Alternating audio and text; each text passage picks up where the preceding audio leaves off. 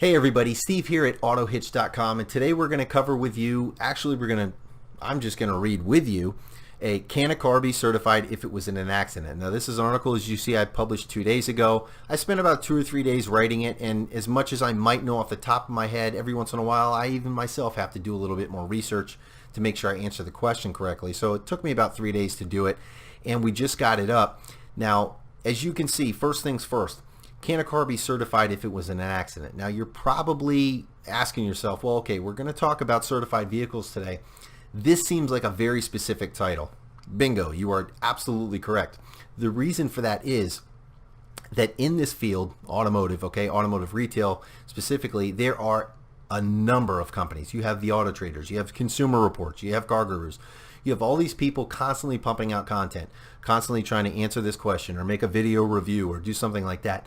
It is hard for a small company like us that are just trying to reach you out there and give you, what we think are answers to questions that no one really cares about answering. And to reach you guys, we're going up against them. They're making all this stuff that just constantly ranks, and Google just says, hey man, Auto Trader is a big force. Car Gurus is a big, Consumer Reports, very knowledgeable. So anything they put out, the search engines just consider this stuff is really important. It definitely has merit, and that's what we're going to show people. But when we put something out, Google has no clue who we are until you guys start interacting with it, and it looks at how long you spend time on it, where you go after that. Do you continue looking for cars? Do you go back and read another one of our articles? And if you do things like that, it makes our content look better to the search engine and says, hey, wait a second, there's something helpful here. So that's really what we're trying to do. That's why I'm making this video here. I'm specific with my question because I know that there's people asking this question. I'm specific with my answer. I do this little video where I want to go over even just what I wrote with you guys. And then from here, we're going to expand on it, right? So if we're asking about certified vehicles in a car accident, how do I know if a car's been in an accident? What can I use to determine if a car's been in an accident, right? And then we get into certified cars, because if you're asking about certified cars and accidents, you're probably in the market for a certified car. So now you see where we're going with that. But I just had to explain that because you might be finding this trying to get answers, generic answers to certified cars, and then you see this stuff. So I just wanted you to know where we start. So let's dive in, because I've already essentially wasted enough of your time talking about things that aren't certified cars. Let's just jump into this. Now, can a car be certified if it was in an accident? It can't rightfully be certified if it was an accident, but it can end up being certified and have been in an accident. And that is mainly because of Carfax, Autocheck, just vehicle history reports in general. I never want to pick on those guys, but it's everybody. They're just not accurate, okay? You can't only receive information, okay, and be accurate, because people are going to, misprint. People are going to mistype. There's going to be things that they're just not going to send you, and we actually cover that in this little article right here, 24 things you probably didn't know about vehicle history reports in 2018. That's something we put up a couple weeks ago, and that covers a little bit more in detail, about the Carfax and the Autocheck and all the vehicle history reports, and why it is that you really just can only use them as a guide. Now, when a vehicle's traded in or when it's sold at auction to a dealership, that's really all they know too. Now, it's inspected, and they can order an inspection, and they can do all that. And listen, if the inspector's not that good, and then the Carfax isn't accurate, what's going to happen is they're just not going to know, right? If it was a small accident and there was no insurance claim and there's no police report because it was a single car accident, maybe the car hit a tree, maybe the car hit a pole, maybe the car hit something, right, parked, that wasn't another vehicle. There's no police report, and they paid for it themselves. You're never going to know about it unless you order a vehicle inspection report, which we also cover here.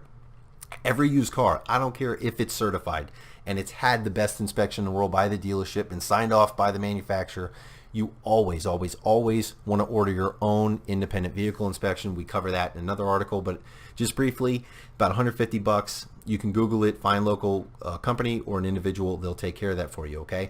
But if a certified vehicle did have an accident, then it's probably going to be uncertified or decertified, which, hey, if you like that vehicle, you might want to weigh that. If your independent inspector says, hey, I found that there was some paint on the front bumper that was repaired, so it looks like this car was in an accident, you might want to tell them about this. Maybe you don't, right? Because what's going to happen if that car can't rightfully be certified?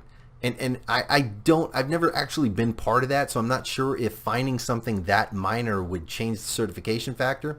But if it did, you might want to consider that, because, hey, if you want that vehicle, guess what you're not going to get now? Warranty. You're not going to get the special financing options. That's just going to become another used car. So you actually may want to consider how deep you want to dig. Now, you definitely still want to get that inspection, but if you find something serious, report it. If you find something that's minor, I don't know, maybe just let it go, just like everybody else did, okay?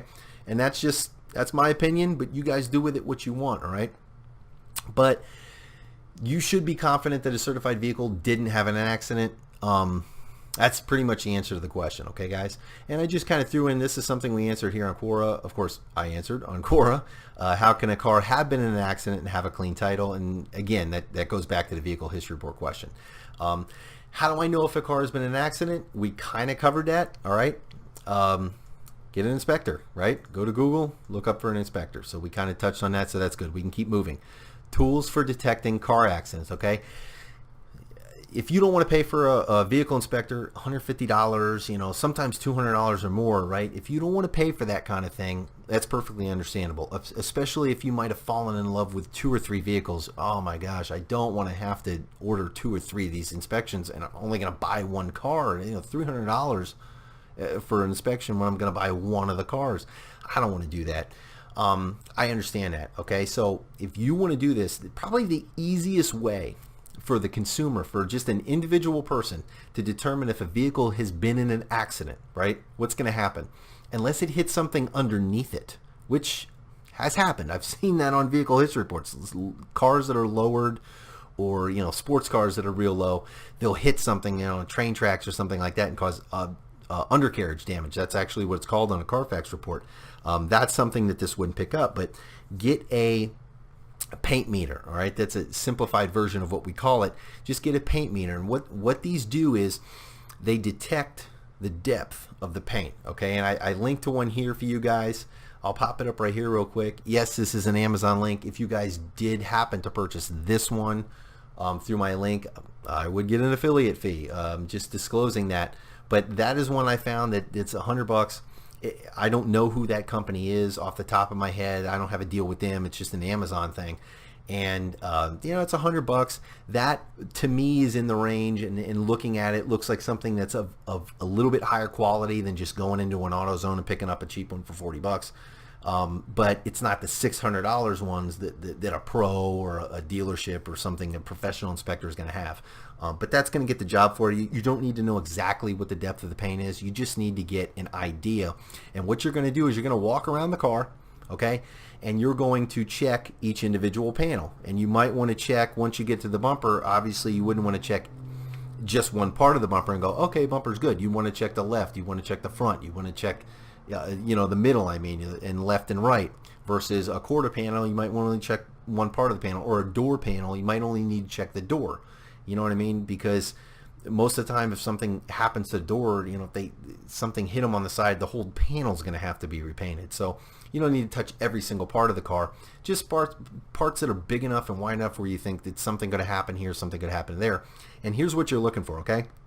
When a vehicle comes out of the factory, the paint is, for all intents and purposes, almost identical in thickness, okay? Now, it's going to vary a little bit. It's going to be like, I'm just throwing a number here. Let's say it's 5.2. You might have a panel that's 5.5. You might have a panel that's 4.9, okay? But generally, it's really, really close. What happens when there's a vehicle repair, okay, is they got to sand it and put primers and do all this other stuff, and then they put their paint, and they never leave a thickness between everything that's on top of the metal, right? So you have the body of the car, and then you have all the other crap that's been on top of it where you get to the paint and the clear coat. They never are able to put exactly the amount on there that was on there on the stock paint. So if you go around the car, you're going to see 5.2, 5.1, 5.4, 5.3, and then all of a sudden 7.1.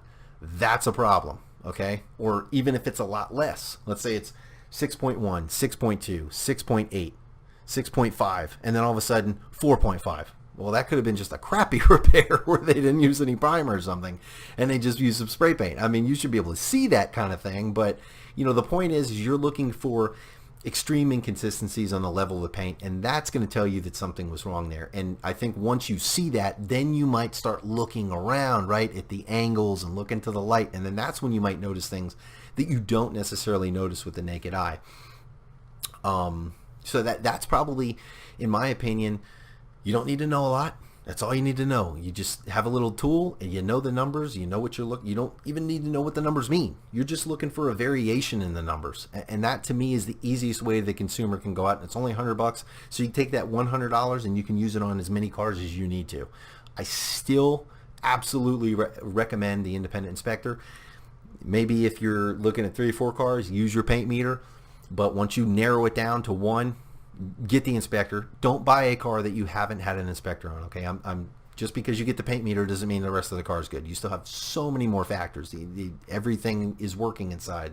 Every window, every lock, every button, all the mechanics. Just definitely still get the vehicle inspector. But this is the best way for the average consumer to do it. Okay. The other thing I wanted to touch on in here.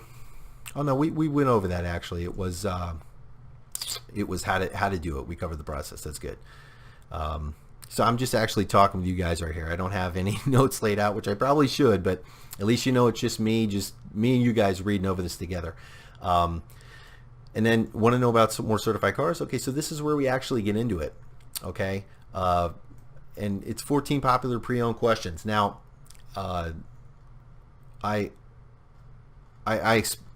that number I come up with, okay, it's just based on, the questions I target here. So don't go down and count it and go, oh, there's only 13 or maybe there's 15. I'm just I went through it real quick and said, this is how many questions I answered.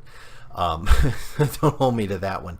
But, okay, so let's jump on this. What is a real difference between a certified car and a used car? Okay, and then now let me read this here real quick. In all respects, a certified car is as close to being as new as any used car can get. But it's still just a used car. Definitely it's just a used car. Remember that, okay? One thing that is true about certified vehicles is that they are exceptional used cars. And that is what they are. Where certified vehicles really separate themselves, however, is that they have a business or a brand backing them as being of a higher quality. Okay, that in reality is the most important difference. The who in who is defining that certification. Okay, that's the important part here, right? Who. A perfect example of this is I had when I was selling vehicles, I also had boats, and I had to secure the boats because they were outside, and I would have locks, and I had different companies and locks, different series of locks, and long story short, the idea behind that was if a criminal found a way to get through one, they didn't know how to get through the rest of them, right? Don't they figure out one and you have all the same, now the rest are easy.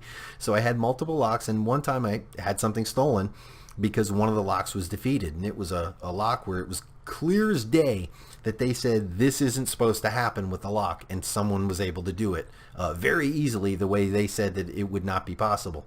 And I didn't ask them to replace the item that was stolen. It wasn't being unfair or unreasonable. I just politely called and say, hey man, your stuff gave way. Can I please be reimbursed for the money? And they said, yeah, go whatever yourself, right? And that's a perfect example here of it's a certification, right? They made a commitment to me that their product would stand up, and then when it didn't, they didn't care. So who is doing the certification is all the importance you need to worry about. That's the biggest factor here. Now, you might think, well, yeah, but all certified vehicles, GMC, Honda, no. You have multiple levels, different types of certified vehicles. I wouldn't say levels, different types of certified vehicles, okay? And this is something that many people may not be aware of.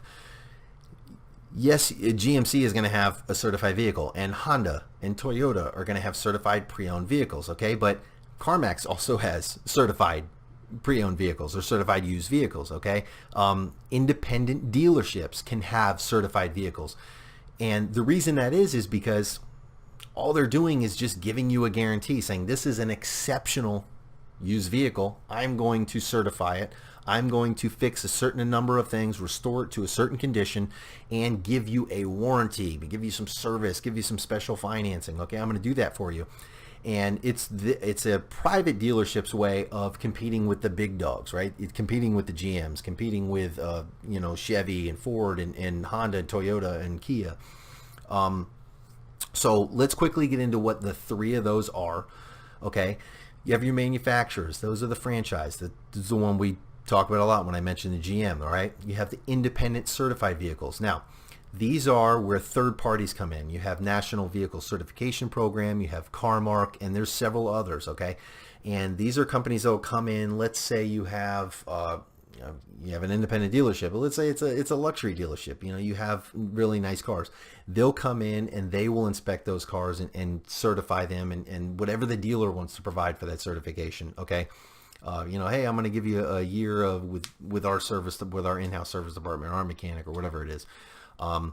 That's how that works. And then you have the dealer certified ones where they do it all in-house because they have repair shop, they have mechanic, they have everything there, and that would be like a CarMax. Okay, so CarMax is going to put their own stamp on it. Now, when you're looking at these three, you're probably asking, next question, what's the best type? Well, generally people are going to consider that the certified vehicles from the manufacturers, the GMs, again, going back to those are going to be the best ones, right? But in some cases that's not true. In some cases, an independent dealership, and this goes to like a luxury dealer. So if you have like down here, I don't know how many places they have, but like an auto candy store is what they call down here, where they have like Bentleys and Maseratis and stuff. When they're inspecting and they're doing stuff with the cars like that, it's going to be of a higher standard, okay? And that doesn't necessarily mean, though, that every time an independent dealership does an inspection, they just care more than the manufacturer. That's just that particular case. So it's going to vary. It's always going to vary. Once you get outside of the standards of the manufacturers, you're going to have everybody just doing whatever the heck it is they do. I'd say the second best is probably the CarMax. They're putting their name on the line. There's no one where they can just point to and say, no, somebody else is their problem. Like you could with a company coming in from the outside.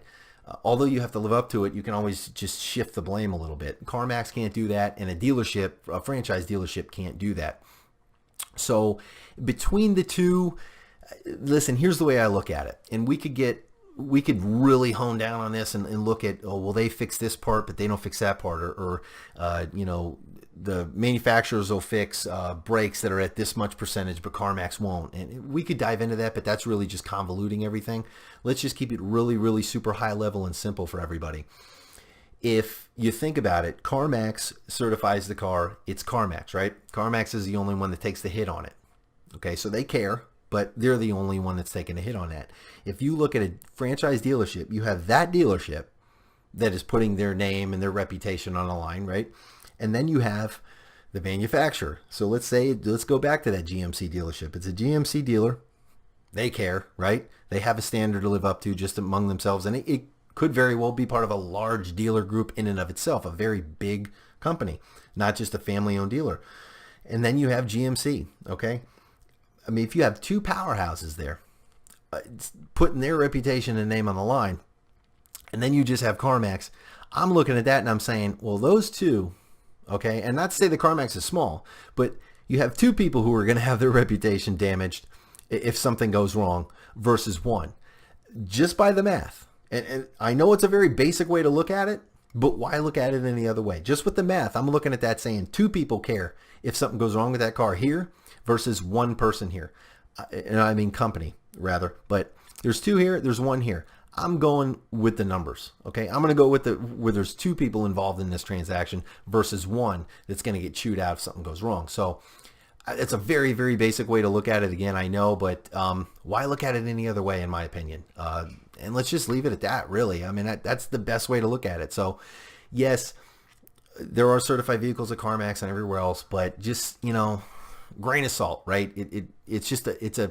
They're all better than regular used cars. It's just the degree that you're going with. And then, of course, who stands behind them, and then the warranties and the service and everything might get better, okay?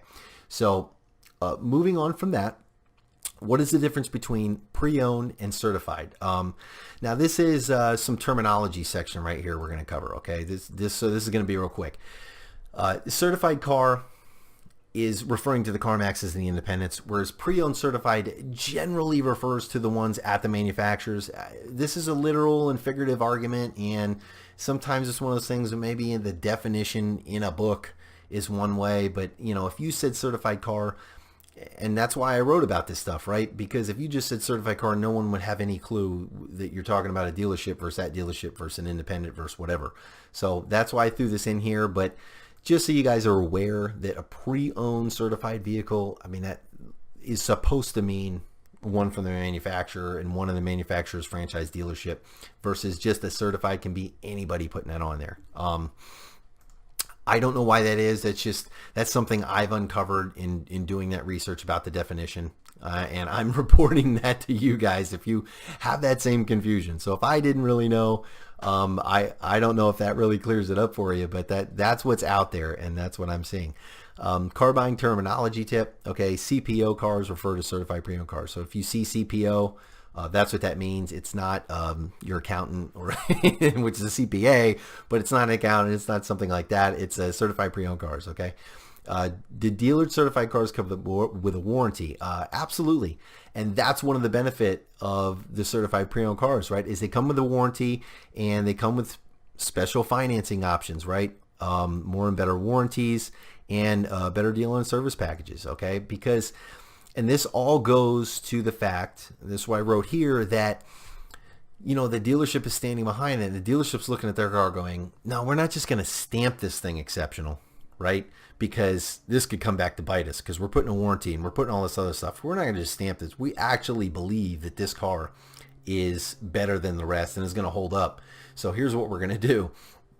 We're going to give you all this stuff, charge you a bunch more for it, but we're going to give you all this stuff under the presumption that we're never going to have to pay you on it, because the car is going to hold up. So believe me, they give you these things, and it's not to sell you that car as much as it is to get you to pay more in hopes that they make more money on that car because it doesn't come back and need all these repairs. So they actually believe in that vehicle, and that's why they give you all this stuff, you know, the special financing and all this other stuff. And you might, I don't know if you ask, but you might ask, well, what does special financing have to do with the quality of vehicle? A big problem with people financing vehicles, right, is if the car breaks down, there's so many people now that are paycheck to paycheck, and that's not now, it's been for a while, but there's still a lot of people that work paycheck to paycheck, right? And if you have a car and you're paying a certain amount on it, that's in your budget. Now, if that car starts breaking down and it can't get you to work anymore, well, you're not going to pay for that car that's not doing anything for you, right? You're going to go out and rent something, you're going to do whatever, and then those payments start slipping. At least that's what happens. You may not be that way, but that's what happens a lot. So when a dealer or the lenders, they look at this and they see, okay, this is a car that's less likely to break down. That means less likely that we're going to have that incident of people with a broken down car just deciding, I'm not going to make payments on it anymore. So that's why your risk goes down, your financing options go up. And that's a little inside lingo stuff again, but in case you were wondering, there it is. How much more does a certified car cost? Now, this is one of those things where you get yourself into trouble as someone who's writing and making videos. But, you know, hey, that's what we're here to do. Inform people, but take the lumps, right? Generally, you're looking at between $1,000 and $3,000, and that's for most common vehicles out there. Your largest, your sedans, all right, your crossovers, your SUVs. Not a Bentley, okay, not a Ferrari. It's for most people out there between $1,000 and $3,000. Okay, so if you fall outside of that, I'm sorry. It wasn't a law. It wasn't a rule. It was just, I'm being general to kind of help people out. So if you're going to look at a regular type of vehicle, that's what you can expect, okay? And obviously it depends on a whole bunch of factors, but that's what you should expect between $1,000 and $3,000, all right? Now I'm going to get into something here, and that's why I say, shh, don't tell. This goes to how much can you negotiate off a certified pre-owned car. Now this is if how much does a certified car cost? If that is a question I could take a lot of heat on, right? And I don't really want to get specific. This is a question I really, really, really don't want to get specific on. But before I get into some other stuff here, some really inside stuff that you really need to know that no one's really talking about that much. What I will say is probably you can knock them down $500, right? Probably a few, maybe I'll bring that down, maybe $200 to $500, $500 being at the extreme end. And if you're in that $1,000 range where they're charging you $1,000 more for a certified car, you're probably not going to get the 500 off. But if you're on that upper end, they're charging you $4,000 for a certified car, you might be able to knock them down to $500. That's if you're good at what you do. That's if you're hammering them hard. That's if there's other dealers in the area with a very, very similar vehicle. Okay. But you could probably just get a couple $100 off that. And again, that also depends on how honest the dealer's being. I mean, if they're jacking it up $4,000 and that really only costs them, half of that, yeah, they might be willing to drop $1,000 and make you feel really good about it when in all due respect, you're still paying $1,000 more than you should. So again, too many variables to really get into it. But if you're dealing with an honest dealership who's pricing it honestly and you see comparable cars around, you probably a couple $100 is probably that's probably fair. Okay. That's probably what's fair, but too many variables to really live by that. So if you don't get anything, it's not the end of the world. The dealer's not being dishonest with you. It's just, it's the situation you happen to be in. But what I did want to get into here, and this is interesting stuff. Okay. So make sure you got something to eat and drink. I'm not going to take too long, but,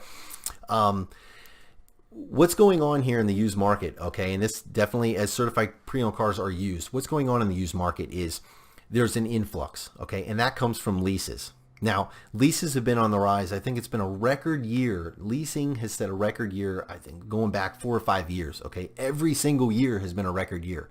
Now, what that's going to mean, clearly, is that lease returns are going to be higher and higher. Okay. Now, what does that mean for you? Which is our point right here. Lease returns are generally where the stock for certified vehicles come from, because if someone bought a car and brings it back in 3 to 5 years, if they didn't use it that much, it could be certified. Yes. But how often do they service it? They listen, they own the car. After 3 years, they might have been outside of warranties, and what did they do to the car? Who knows? Leases are very strict in their maintenance and their upkeep, right? You can come back and you get all the service done, you get everything. Generally, lease cars are better taken care of. So that's where a lot of the certified vehicles come from. So if there's more and more of them every single year, the inventory rises and rises and rises. And what do you have that determines price in everything? Supply and demand, or at least in capitalism anyway. What do you have? Supply versus demand. So supply is going up. Now, a lot of dealers might be listening to this and say, or at some point listen to this and say, yeah, but demand is going up too, right? This is 2018. I mean, more people want to buy these certified cars because there's tech. Tech advances so much now that after 3 years, the tech's almost outdated. And every year it's advancing so much. So yeah, people want these cars. Demand's going up. Yes, it is, but it's just not going up at the same rate. And if supply is going up higher than the demand's going up, that means the price is going to continue to fall. It may not just absolutely slam to the ground as if demand stayed the same, but it's still outpacing it, which means prices are going down. Okay. Now, if you're in the market for a certified pre-owned car, you need to understand that this isn't just now happening. This has been happening for 3 or 4 years, and all those cars are coming back in now. 2018, actually, which is where we're in now. 2018, if you're buying now in 2018 was a big year for SUVs and crossovers to come back. So this was a year when lease returns were going to be record numbers for SUVs and crossovers. So if you're in the market for SUV and crossover, know that there are more of them out there now than there ever have been. Does that mean you will get a discount? No, but it just means keep your eye out. If you're looking at a local Chevy dealer for a Chevy SUV, for an Equinox or something, crossover, okay? If you're looking there, look elsewhere. Look in the county. Look in the next county, okay? And the reason I say that is because that's your leverage to know, with that dealership, how many of these are there out there? What's the comparison? Okay. Because now after reading this and us having this conversation, you should know that there's more of these out there. So definitely, look at that, use that with the dealership. You don't have to go get a price from that dealership. I mean, that's the right thing to do, I guess you would say. I don't like encouraging the whole, here's their price, here's your price, keep going back and forth. You do that once, the fair thing to do. Of course, I recommend using Autohitch once we're live, but there's nothing wrong with shopping around. That's the only way to know value. okay? And if you understand this right now, where I'm going with this, with how the supply versus demand is changing, then you understand you have to do your part to identify those other vehicles that are out there, to know to use that to your advantage, okay? Again, massive discounts, I can't be certain, depends on your area and the availability in your area. If you want to drive 1,000 miles or get something shipped, hey, that might work out better for you too. It depends on how far you're willing to go, but in the basics, just at least look outside of your general area. And the reason you're doing that is because there are more of these out there, okay? Let's move on to the next one now. I gotta cut that off abruptly, but I think you guys got that one. Something to be aware of with price when buying a used car in 2018. Oh, yeah, this is interesting, okay? So I saw some articles when I was doing the research, and there's some people talking about if supply of certified and general used cars is going up, and the prices are going to go down, okay? What some people out there are saying is that, oh, well, can you wait, right? Can you wait and next few years, and maybe by 2020, the numbers will go down. And the reason why they're doing this is because they're saying, hey, listen, if you can wait, why buy something now that you know is depreciating, right? Which we've established. If there's more and more used cars on the market, that means if I buy a used car now, it's going to be worth less in 2 years. I mean, it's already going to be worth less. We know that, but it's going to be worth even more. It's going to be worth, like, I think the number I came to was like about 10%, right? If you bought it now and the market was just normal, the supply versus demand stayed the same, your car would be a certain amount less. With the way the numbers are going now, your car will be actually worth 10% less than it already was. Now, is that 10% big? I don't know. If you're buying a $100,000 used car, that's $10,000. But, if you're buying a $10,000 used car, it's not that big of a deal, really, to get the car you want when you want it. In 2 years from now, who cares if it's $1,000 less? Really. But that's what they're saying. Then again, they're not exactly guaranteeing that in 2020 things are going to change. So I don't know why they're writing about this stuff, because in my opinion, and that's how I end this, my best advice, if you're in the market for a car, go get the darn car. I mean, if you need a car, if you're a new mom and you're expecting or something, or you're growing a family and you need a bigger vehicle, get the bigger vehicle. This isn't something you worry about, oh, well, I want to get something bigger in 2 years, because get the car. You need the car. If you have the means to do it. Now, if you're stretching yourself to get a new car, maybe that's the kind of time that you don't want to do it. But if you absolutely need a car, or if you have the means, unquestionably, get the new car. Don't listen to these people with their, 10% this and 10%. And, you don't need to go take an accountant's class to know what you need or want. Now, can you lease a certified used car? Okay. Yes, absolutely you can. And this goes back to what we just discussed, which was how the supply and demand, right? More used cars, harder time getting rid of them. This is kind of proof for that pudding, right? If that wasn't the case, if anybody's commenting on this video and dealers are saying, no, there's plenty of demand for certified used cars. If there was, there wouldn't be this program wouldn't exist, okay? Because the dealerships and the manufacturers, nobody would have any reason to try and move these cars. They'd already be moving.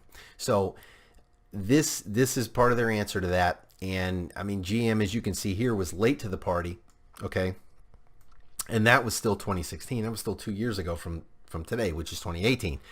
So it's been going on for a little while, and it's becoming more and more and more popular.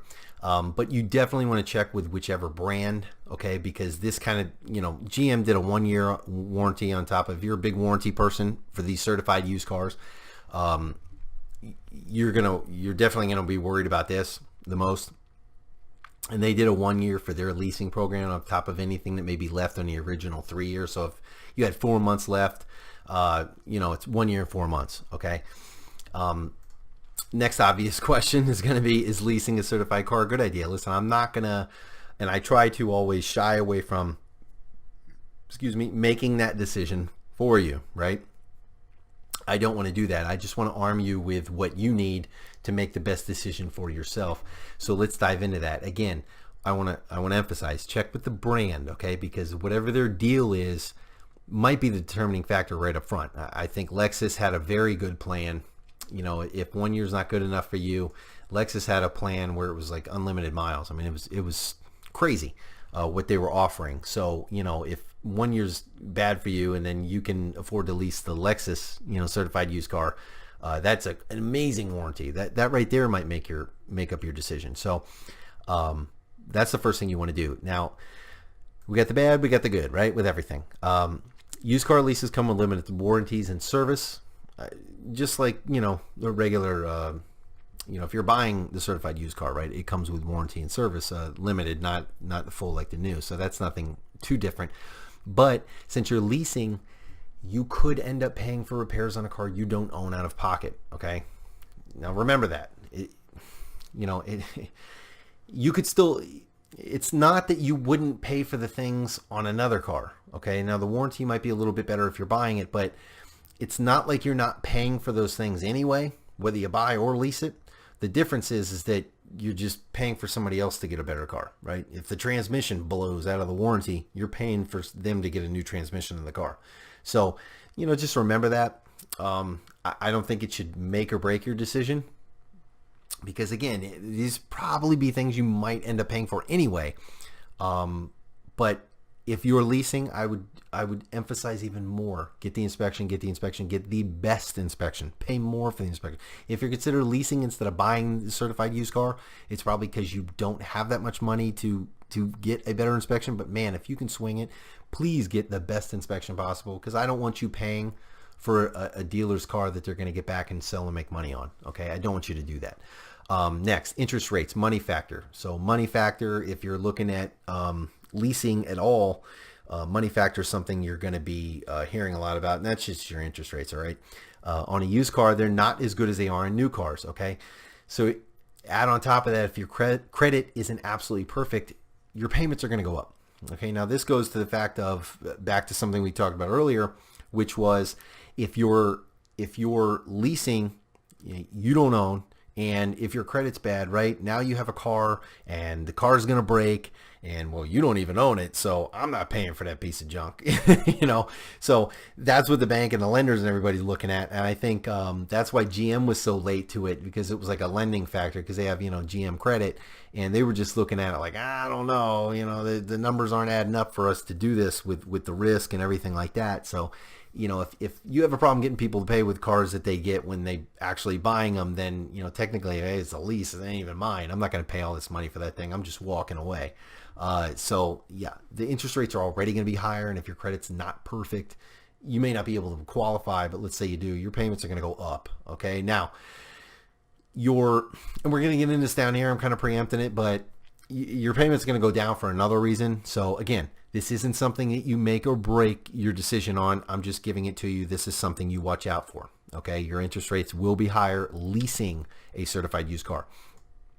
Possibly bad. Okay, I don't know.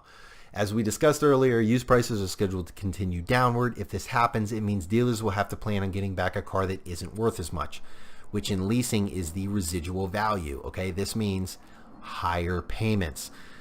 When you lease a vehicle, that dealership knows it's going to get it back. Okay, even if you walk away from it because you're paying for their car, in that previous case, but they know they're going to get back. That means they have to plan to be able to sell that car and make money. They're not making that much off of you. Okay, they're going to get that car back, and then they're going to sell it, because they're not going to be able to lease it again if they're 6 years old or 7 years old. So they're going to have to definitely sell it then. They need something that has some value in it above what they get back. It has to have value in it above what they get it back from you for, so that they can sell it and again make their money. Okay. That means they're anticipating what's the future look like. Now, if you're leasing this, right, what did we say? Prices are continue to fall on used cars. Remember that whole 10% thing we discussed, or if you weren't with us and you fast forwarded, it was 10% that additionally cars are going to lose value, okay, in the next few years because of all the inventory, the used inventory going up. So dealers are going to look at that when you're leasing, and they're going to say, we gotta crank this down a little bit, which means guess what? You're paying more for that. So this I put as possibly bad because it depends. What is that dealer coming up with? Now, if you walk in there, if you're going up here, right, and you're trying to buy that, they're not going to tell you. They're going to tell you what I said they're going to tell you, which is, no, there's plenty of demand. There's wherever you heard that is garbage. But then when you go down here to lease, then what does their calculation reflect? Does it reflect more loss? Does it reflect the values going down faster over the next few years? That is where the truth is. And you will only know that if you enter one of these lease programs with one of these dealerships. So keep an eye out for that. It's whether they calculate that. If they don't believe that, then no. But listen, when they're calculating this stuff, I don't know how much flexibility they have on that. It's probably coming from the lender, or it's coming from GM, or it's coming from whoever the higher power is in that case, and it's probably a mathematical calculation. So I'd be interested to see that, but it may not be in there saying, as a number that says next 2 years vehicle value will go down. It's probably just somewhere deep in the calculations. But that would be interesting. So if that happens, you guys can actually prove that. Send it my way. I'd love to have that. Do some work on that. Now for the good. Oh man, I digress. I'm sorry guys if I've taken too long. The good. Used cars don't have that large upfront depreciation, so the residual value gap, all right, that determines the payments will be much more narrow than you would get on a new vehicle. Yes, absolutely. And this is a very good thing because this is going to offset your interest rates being higher, right? Somebody driving, if you lease a car that's new, a lot of those payments are in that big hit that it takes just driving it off the lot. Everyone's heard about that one, right? I think it's like $7,000 or something just driving it off the lot in the first, month or two or whatever. That's already happened. So the car's not going to depreciate that fast from here on out. So that means that's not factored into your lease, okay? So that's actually going to make your payments a lot better. So it may very well offset or even make it better. And it should make it better. Depends on your credit. But it should actually offset this so much that it actually makes it better in the end and makes the payments lower than it would be on a new car. And I know the new car is going to be more expensive. You know what I mean? In fraction, as a ratio, in comparison. I can't remember the exact word right now I'm looking for, but you know what I mean. So are certified used cars worth the extra money? Shockingly, I'm going to shock you here. Answer all depends. I saw one report that said millennials are willing to pay $3,800 more to get a certified vehicle, right? And we discussed earlier that 1 to 3,000 was the average number, and they're willing to pay in this report $3,800 more.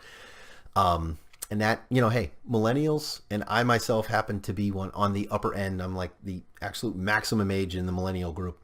$3,800, that's telling me that it's a convenience play, and millennials are all about convenience. Millennials are driving the convenience factor. We are driving the Uber and the bring me my food to my house movement, so that's coming here. And hey, what's the biggest benefit of a certified used car, right? It's being able to say, hey, for maybe not as long as a new car, but for a year, 2 years, whatever it is, I can just take it to the dealership, get my loaner car if I paid for that, right? That's probably something you got to pay for. But hey, I get my loaner car. I don't have to worry about renting a car. I don't have to worry about finding a mechanic. I don't have to worry if the parts that are going in it are fine, or if they're, this part of it. I don't have to worry about any of that, man. I just take it there.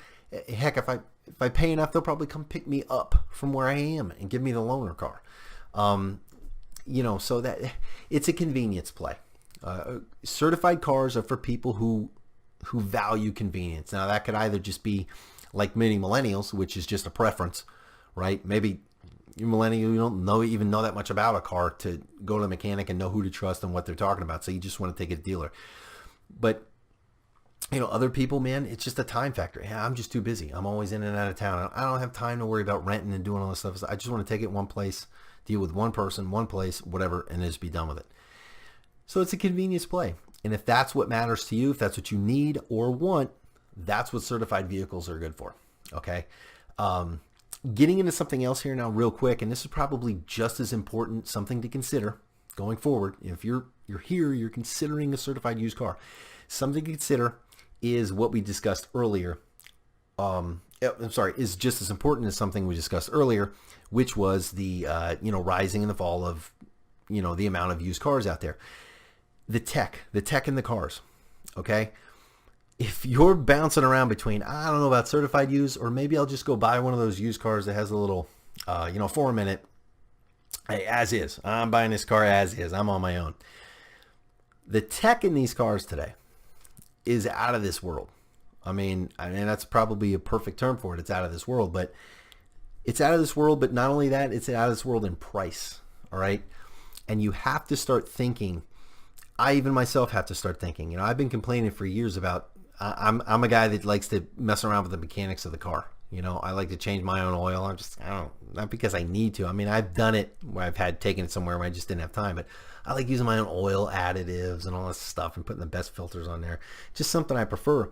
And, you know, I've been complaining for years that when I go into the hood, it's like, I can barely see the engine anymore. You know, they make it so that you can't reach certain parts. And that's by design. They want you to come into the service center because that's more money for the dealership, and the dealership's doing better than the car manufacturer's doing better, blah, blah, blah, blah, blah, blah, blah. Okay, but one thing that really isn't by design, it's just part of the process, is that as the tech becomes more and more advanced, my mechanic, you know, great guy, smart as heck, man, but he's a wrench turner in every sense of the word. He's not going to know how to or be able to fix some of the stuff that's in here. You know, what's he going to know about a driverless system? You know, if the driverless system inside of a car, we can turn it on and it'll stop, starts, you know, if that starts malfunctioning, can he fix that? Probably not. I'm just going to jump out there and say, no, you can't fix that. Unless it's one little part that can just be plugged and unplugged that he could maybe diagnose with a computer. You know, and it tells him, just fix it, you know, just take this part out, send it back, and we'll send you another one. Okay, that might. But, you know, can you really probably? No.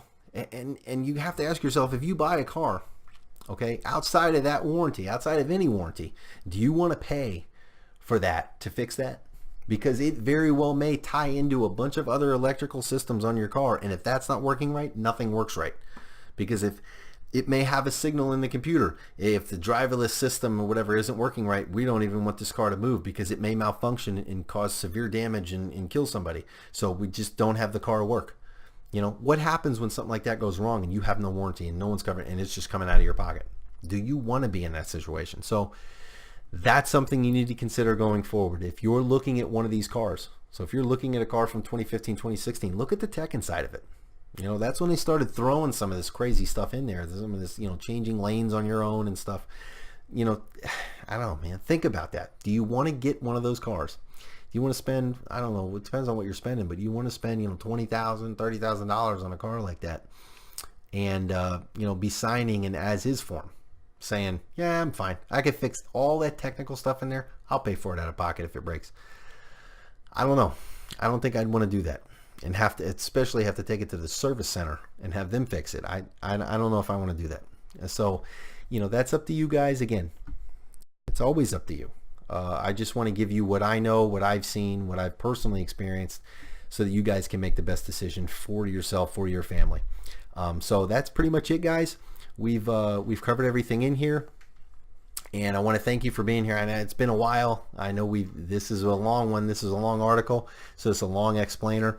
But again, I appreciate everybody being here for it and sitting through everything with me. I hope you were able to get something out of it. I hope I was able to help you somehow.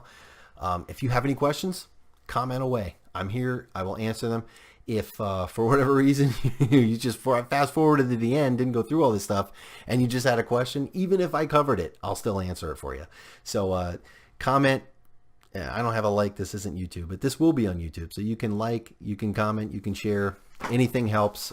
We want to get out there and help more people. So yeah, that's it, guys. Thank you for being here, and you have a good one. Until next time.